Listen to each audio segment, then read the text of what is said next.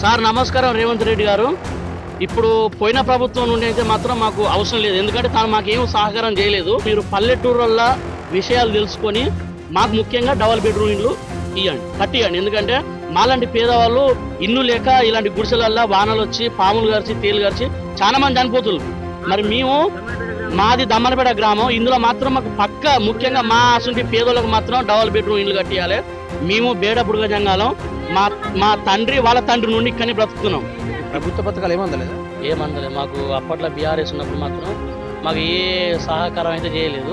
వేరే విదేశాలలో మాత్రం వర్షాలు వస్తే మాత్రం వాళ్ళ ఇళ్ళకి వచ్చి గవర్నమెంట్ ఇళ్ళకి వచ్చి తనకు సహకరించే అంత వస్తువు సహకరించి నీళ్ళలో మేము చస్తుంటే మా ఊరు వచ్చి ఒక్కరు ఒక సహాయం చేయలేదు. మాకు ఎండైనా వానైనా సలైనా కూడా ఇదే గుడిసెలల్లో బ్రతుకుతున్నాం. నమస్తే అందరికీ, నేను మీ రమేష్ని. Welcome to RGTV Telugu news channel. గత 10 సంవత్సరాలుగా బీఆర్ఎస్ ప్రభుత్వం కొనసాగినప్పటికీ వేలల్లో డబుల్ బెడ్రూమ్లు ఇచ్చామని చెప్పుకున్న గత ప్రభుత్వం దమ్మన్నపేట గ్రామం వర్ధనపేట మండలంలోని జంగాల వారి యొక్క గృహ స్థలాలు ఈ విధంగా ఉన్నాయి. వీరికి వర్షాలు పడితే కనుక తీరని అంతు స్థాయిలో నీళ్లలో ఈతలు కొడుతున్నామని చెప్తున్నారు. అదే విధంగా వీళ్ళకు చలి పరంగా కానీ ఎండల పరంగా కానీ వానల పరంగా చూసుకుంటే తీవ్ర స్థాయిలో ఇబ్బంది కలుగుతుందట. అదే విధంగా గ్రామ స్థాయి వారికి ఇక్కడ గ్రామ పంచాయతీ కానీ ఇక్కడ సర్పంచ్ కానీ వీరిని ఇప్పటిదాకా డబుల్ బెడ్రూమ్ శాంక్షన్ అయినా కూడా వీరిని పట్టించుకోలేని పరిస్థితి. ఇప్పటిదాకా వీరి బ్రతుకుల్లో ఇంత మార్పు లేకుండా ఇలాంటి సిచ్యువేషన్ తెలంగాణలో ఇంకా ఉందా, ఇంకా బంగారు తెలంగాణ ఎక్కడైందనే ముచ్చటతోటే ఈ రోజు వారి యొక్క గృహ స్థలాల్లో ఉన్న నివసిస్తున్న స్థానికులను అడిగి తెలుసుకునే ప్రయత్నం అయితే చేద్దాము. పేరేంటిది? సురేష్ నా పేరు. ఎన్ని సంవత్సరాలు జీవిస్తున్నారు ఇక్కడ? నా వరకైతే నేను పుట్టి 23 సంవత్సరాలు. మా నాన్న నుండి వాళ్ళ నాన్న దాకా ఇక్కడనే ఉంటున్నాం. మేము ఇక్కడనే ఉంటున్నాం. మీకు ప్రభుత్వ పథకాలు ఏమందలేదా? ఏమందలే. మాకు అప్పట్లో బీఆర్ఎస్ ఉన్నప్పుడు మాత్రం మాకు ఏ సహకారం అయితే చేయలేదు. అప్పుడు పోయిన 3-4 నెలల కింద వర్షాలు పడ్డప్పుడు మాత్రం ఈ ఊరు సర్పంచ్ తోటి చెప్పినాం, ఊళ్ళోతో చెప్పినాం. మమ్మల్ని ప్రస్తుతానికి అయితే ఎవ్వరు పట్టించుకోలేదు. వేరే విదేశాలలో మాత్రం వర్షాలు వస్తే మాత్రం వాళ్ళ ఇళ్ళకి వచ్చి గవర్నమెంట్ ఇళ్ళకి వచ్చి తనకు సహకరించే అంత వస్తువు సహకరించిళ్ళు. మేము ఇక్కడ నుండి ఇంత లోతుకెళ్ళి నీళ్ళలో మేము చస్తుంటే మా ఊరు వచ్చి ఒక్కరు ఒక సహాయం చేయలేదు. ఈ వాటర్ వల్ల మేము బస్ స్టాండ్కి వెళ్ళి వండుకున్నాం. మేము ఆ రోజు రాత్రి వర్షం పడతా అంటే ఇంట్లో కరెంట్ లేవు, ఏం లేవు. ఇక్కడ నుండి ఊరు మొత్తం కరెంట్ వేసుకుంటారు, ఊళ్ళ నుండి నల్లాలు తీసుకుంటారు. ఈ గవర్నమెంట్ స్థలాలు కదా పంచినప్పుడు వాళ్ళకి ఏమన్నా అవసరం వచ్చినప్పుడు కూడా వస్తాయని నల్లాలు వేపియమన్నా కూడా మా ఊరు సర్పంచ్ నల్లాలు కూడా వేపియలేదు. మాకైతే మాత్రం ఈ 10 సంవత్సరాల నుండి నాకు ఊహ తెలిసిన కాడ నుండి మాకైతే గవర్నమెంట్ ఏ సహకారం చేయలేదు. ఇప్పటి వరకు అయితే ఇలానే బ్రతుకుతున్నాం. మాకు ఎండైనా వానైనా సలైనా కూడా ఇదే గుడిసెలల్లో బ్రతుకుతున్నాం. మాకు ఇక దాని ఒక వారంలో 3-4 పాములు చంపుతాం ఈ ఏరియాలో. ఒక వారంలో ఒక రోజు నాకు పాము కూడా కరిచింది, ఓ రోజు మా బిడ్డకు తేలు కుట్టింది. మేమైతే మాత్రం చాలా బాధపడుతున్నాం. మా ఇంట్లో 14 ఓట్లు ఉన్నాయి. ఓట్ల ద్వారా కూడా గవర్నమెంట్ చేస్తున్నాం. ఇప్పటి వరకు అయితే మాకు ఎవరు ఏ సహకారం చేస్తలేరు. ముఖ్యంగా ఏంటంటే ఇప్పుడు కాంగ్రెస్ గెలిచింది, దాని ద్వారా మాత్రం మాకు సహకరించాలి అని ప్రత్యేకంగా అయితే మేమైతే అడుగుతున్నాం. ఎందుకంటే మాకు కూడా డబుల్ బెడ్రూమ్ అందరూ లోకంలో అందరూ అంటారు బంగారు. ఈ గ్రామంలోకి వచ్చిన డబుల్ బెడ్రూమ్ ఒకటే వచ్చినాయి కానీ ఇప్పుడు ప్రస్తుతం ఏంటంటే మా ఊళ్ళో ఉన్న వాళ్ళందరూ పేదోళ్ళు మాత్రం ఎవరు లేరు. రేకులు ఇల్లు కూడా వాళ్ళకి ఇస్తున్నారు కానీ గుడిసెలు వాళ్ళకి ఇస్తలేరు. ఒక్కొక్కరు 3, 4, 5 రాసుకుంటారు ఇండ్లు, డబుల్ బెడ్రూమ్ ఇండ్లు. ఇప్పుడు ఈ 5 ఎకరాల స్థలానికి మాత్రం పక్క ఇక్కడ ఉన్న పేదోళ్ళ కట్టియాలి. ముందు ఊరు కాదు కొట్లాడేది, ముందు మా సొంటలో కట్టించినాక మా పరిస్థితి ఏదో చూసుకున్నాక ఊరు మాట్లాడాలి.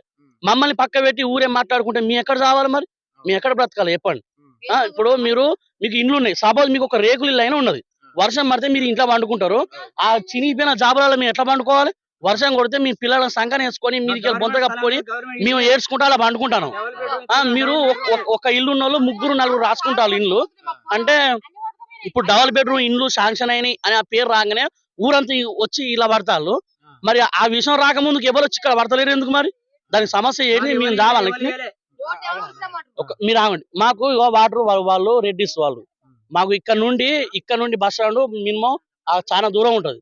మాకు కనీసం వాటర్ తెచ్చి పెట్టేంత కెపాసిటీ కూడా లేదు ఈ గవర్నమెంట్ కి. ఇక్కడ మిషన్ భగీరథ కూడా వస్తలేదు. మిషన్ భగీరథ లేదు, ఏ భగీరథ లేదు. ఇక వాటర్ అక్కడ నుండి మేము వాళ్ళ ఇంటికాడ పని చేస్తే అక్కడ నుండి తెచ్చుకొని మేము పైప్ వేసుకుని ఇక్కడ పట్టుకుంటాను. కనీసం ఇంత సహకారం కూడా లేదు మాకు గవర్నమెంట్. మాకు లేదు. ఇప్పుడు మా నాన్న భవిష్యత్తు అంటే అయిపోయింది. మా నాన్న తర్వాత మేము ఉన్నాం. మరి మా భవిష్యత్తు కూడా ఇట్నే అయిపోతే మా పిల్లలకు కూడా ఎవరు సహకరిస్తారు? మేము ఓట్లు వేసినాం, మేము సర్పంచ్లకు వేసినాం, మేము ముఖ్యమంత్రులకు వేసినాం, ఎమ్మెల్యేలు కూడా వేస్తూనే ఉంటాం ఓట్లు. మరి మాకు ఎవరు ఏ గవర్నమెంట్ ఒక్క రోజు కూడా వచ్చి మమ్మల్ని గవర్నమెంట్ మీరు ఎలా బ్రతుకుతారు, మీరు ఎట్లా జీవిస్తారు, మీరు ఎట్లా సంపాదించుకుంటారు. నాది 10th అయిపోయిందండి, నాది 10th అయిపోయింది.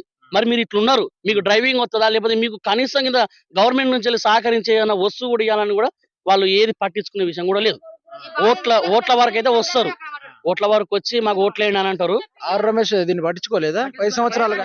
ఆరు రమేష్ కంట ఇదేమో ఈ స్థలం ఏమో కాంగ్రెస్ తరపున ఉన్నది, తనంట తెలంగాణ తరపున వచ్చానంట మన ఎస్సీ కాలనీ వరకు మన ఫంక్షన్ హాల్ కావాలంట ఆయనకు, కమిటీ వాళ్ళు గ్రామ సభలు ఇక్కడ కావాలంట ఈ ల్యాండ్ లో. ఈ ల్యాండ్ కు వచ్చి ఒక్కరోజు వచ్చి మీరు ఎట్లా బతుకుతుళ్ళు అన్న విషయం కూడా మాట్లాడలే ఆరు రమేష్. అప్పుడు ఇక ఇక్కడ మా బ్యాక్ సైడ్ నుంచి వెళ్ళి కాలువ ఉంటది, ఎప్పుడైనా వర్షం కొడితే కాలువలకి ఇంట్లోకి నీళ్ళు వస్తే మేము సంపాదించుకున్న సంపాదన బియ్యం బట్టలు అన్ని కొంటకపోయి కుంటల పడ్డాయి. ఒక్కరన్నా కనీసం ఒక వార్డు నెంబర్ అన్న ఇంటికి వచ్చి ఎవరన్నా మాకు సహాయం చేసిల్లా? ఇంకా ములుగుకెళ్ళైతే సీతక్క బొచ్చడు మందికి పేదోళ్లకు కొట్టుకపోయి వాళ్ళు ఆగమైతే అంటే బొచ్చడు సహకరించులు. అంత అధ్వానమా ఈ ఊరి పేరు మీద పుస్తకం మాసుడు చనిపోతే దేనికి కారణం అని చెప్పండి. అంతేనా? ఊరు అన్నప్పుడు బిచ్చగాళ్ళైనా ఎవరైనా ఒక్కడు ఉంటేనే ఉంటాడు ఊరి కోసం. మరి ఉంటున్నాం మేము 50 సంవత్సరాల నుంచి ఇక్కడ ఉంటున్నాం, కనీసం మాకు ఒక గవర్నమెంట్ ఇచ్చిందని కనీసం డబుల్ బెడ్రూమ్ లో ఒక స్థలాలు మాకు ఏమైనా ఇచ్చిలా? అప్పటి నుండి ఇప్పటి వరకు మేము మా నాన్న నుండి మేము మా నుండి మా పిల్లలు కూడా ఇదే స్థలంలో పుట్టారు. సరే ఇప్పుడు ఈ 10 సంవత్సరాల పరిపాలన బీఆర్ఎస్ చేసిందండి, బీఆర్ఎస్ చేసింది. కాకపోతే అది హైదరాబాద్ వరకే అయిపోయింది. అది మాకేందంటే ఇప్పుడు వచ్చిన గవర్నమెంట్ హైదరాబాద్ నే కాదు చూసుకునేది, పక్క పల్లెటూరుని చూసుకోవాలి.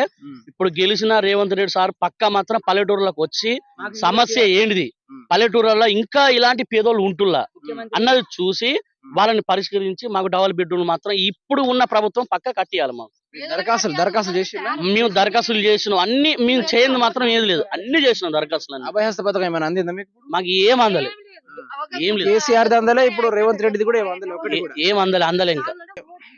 మాజీ ముఖ్యమంత్రి మన కేసీఆర్ గారు అయితే నేను డెవలప్ చేసిన అనుకుని 10 సంవత్సరాలుగా ఏమన్నా ఉంటే హైదరాబాద్ నే చూపించుకుంటున్నాడు. మరి ఇటువంటి గ్రామాలు మీకు అవపడలేదా? ఇదే మీడియా తరపున అడుగుతున్నాను, ఇదే సందర్భంగా అడుగుతున్నాను, మీకు ఈ గ్రామాలు అవపడలేదా? అదే విధంగా ఈ ప్రభుత్వ ల్యాండ్ అయినప్పటికీ వేల ఎకరాల్లో బయట మొత్తం జప్తు చేసుకున్నారు. అలాంటి టైంలో ఇలాంటి పేదవారికి ఇస్తే ఏమైంది? కేసీఆర్ గారు మీరు చేసింది చాలా తప్పు కాబట్టి ఈ రోజు మీరు అధికారం నుంచి తొలగించబడ్డారు. ఇక ఈ ప్రభుత్వం రేవంత్ రెడ్డి గారికి నా విన్నతి ఏంటంటే ఈ పేద ప్రజలకైతే ఈ భూములు ఏవైతే ఉన్న ప్రభుత్వ భూములు పూర్తి స్థాయిలో వారి పేరు మీదన అందేటట్టు చేయాల్సిందిగా కోరుతున్నాను. అదే విధంగా వీరికి ఇండ్లు అయితే లేవు, ఇక మీ పథకం కింద ఏదైతే ఇందిరమ్మ ఇండ్లు ఉన్నాయో ఆ ఇండ్లు ఇచ్చేలాగా చూడాలని నా మనస్ఫూర్తిగా అయితే వేడుకుంటున్నాను.